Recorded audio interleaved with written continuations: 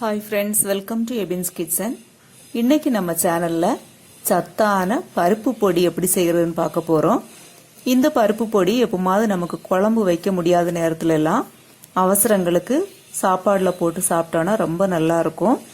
பருப்பு பொடி கூட நெய்யோ நல்லெண்ணெய் ஏதாவது ஆட் பண்ணி சாப்பாடில் மிக்ஸ் பண்ணி சாப்பிட்டா ரொம்ப டேஸ்ட்டாக இருக்கும். இப்போ நம்ம எப்படி செய்கிறோன்னு பார்க்கலாம். அதுக்கு தேவையான பொருட்கள் என்னென்னு பார்க்கலாம். கடலை பருப்பு 1/4 கப்பு எடுத்துருக்கிறேன். துவரம்பருப்பு 1/4 கப்பு, பாசிப்பருப்பு 1/4 கப்பு, ஒரு 3 டீஸ்பூன் அளவுக்கு, பொட்டுக்கடலை 1/4 கப்பு, பூண்டு 4 பூண்டு எடுத்து கீறி எடுத்து வச்சிருக்கிறேன். ஏன்னா நெய்யில் நம்ம வதக்க போகிறோம். அப்புறம் வரமிளகாய் தேவையான அளவு எடுத்து வச்சிருக்கிறேன். நீங்கள் காரத்துக்கு ஏற்ப எடுத்துக்கோங்க. கறிவேப்பிலை கொஞ்சம் வெயிலில் வச்சு எடுத்து வச்சிருக்கிறேன். 2 கொத்து எடுத்துருக்கிறேன். நெய் தேவையான அளவுக்கு தேவைக்கு நம்ம எடுக்க போகிறோம். அது கூடவே காய பவுடரும் தேவையான அளவு சேர்க்க போகிறோம். தேவையான அளவு உப்பும் சேர்த்துக்க போகிறோம். இப்போ எல்லாத்தையும் ஒன்றொன்னா நம்ம வறுத்து எடுத்துக்கலாம். முதல்ல துவரம் பருப்பை வறுத்து எடுத்துக்கலாம். பருப்பு வறுக்கும்போது கொஞ்சம் மீடியம் ஃப்ளேம்லேயே வச்சு நம்ம வறுக்கலாம். ஒரு பொன்னிறமாக வர்ற வரைக்கும் நம்ம வறுத்து எடுத்துக்கலாம்.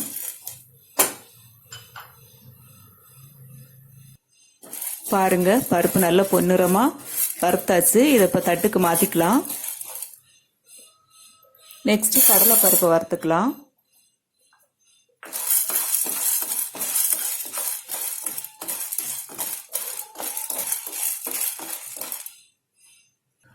கடலைப்பருப்பு 1 நிமிஷம் வறுத்துக்கிட்டு அது கூடவே பொட்டுக்கடலையை சேர்த்துக்கலாம்.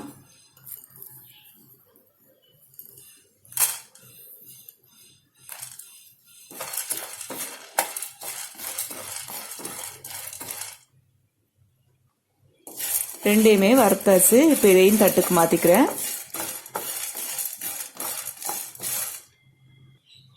இப்போ நம்ம பேன்ல ஒரு 1/2 டீஸ்பூன் அளவுக்கு நெய் ஊற்றிக்கலாம்.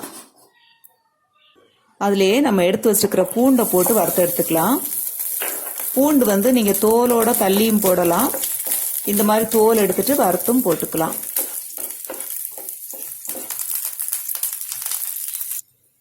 பாருங்க, பூண்டு நல்லா செவக்கிற வரைக்கும் நல்லா வறுத்துட்டோம். கொஞ்சம் இந்த மாதிரி மொறுமொறுன்னு வரணும். பூண்டு வேண்டாங்கிறவங்க விட்டுறலாம். ஆனால் பருப்புக்கு நம்ம எப்போதுமே பூண்டு சேர்த்தாதான் வயிற்றுக்கு நல்லது. அதனால பூண்டு இந்த மாதிரி நல்லா வறுத்து நம்ம சேர்த்துக்கலாம். பூண்டை இப்போ எடுத்துக்கலாம். அதே சட்டியிலேயே பாசிப்பருப்பை நம்ம வறுத்து எடுத்துக்கலாம். பாசிப்பருப்பு வறுத்து நெய்யிலேயே வறுத்து போட்டோம்னா டேஸ்ட் ரொம்ப நல்லா இருக்கும். அதுக்காக தான்.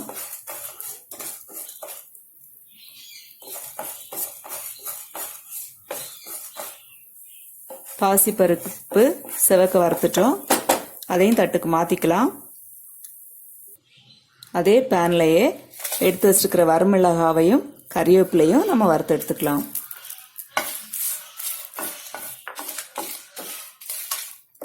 வரமிளகாய் கொஞ்சம் மொறுமொறுன்னு வர்ற வரைக்கும் நம்ம வறுக்கணும்.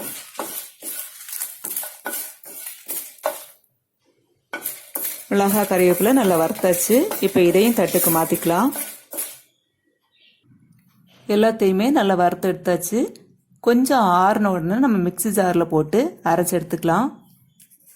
இப்போ பாருங்க, நல்லா ஆறிடுச்சு. மிக்ஸி ஜாரில் போட்டு பொடி பண்ணி எடுத்துக்கிறேன். மிக்ஸி ஜாரில் போட்டாச்சு. அது கூடவே காயப்பொடி 1 டீஸ்பூன் அளவு சேர்த்துருக்குறேன்.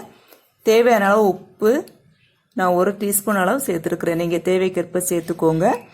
இப்போ பொடிச்சு எடுத்துடலாம். பாருங்க, நம்ம அரைச்சி எடுத்துட்டோம்.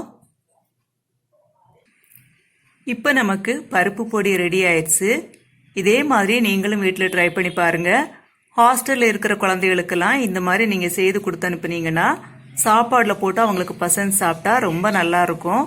அதே மாதிரி வீட்டில் இருக்கவங்களும் இதே மாதிரி பருப்பு பொடி பண்ணி நெய் ஊற்றி பசங்க சாப்பிட்டீங்கன்னா ரொம்ப நல்லா இருக்கும். ஓகே ஃப்ரெண்ட்ஸ், இதே மாதிரி நீங்கள் ட்ரை பண்ணி பாருங்க. எப்படி இருந்துச்சுன்னு கமெண்ட் பாக்ஸில் கமெண்ட் பண்ணுங்க. நெக்ஸ்ட் வீடியோவில் இன்னொரு யூஸ்ஃபுல்லான ரெசிபியோட உங்களை சந்திக்கிறேன். தேங்க்யூ ஃபார் வாட்சிங்.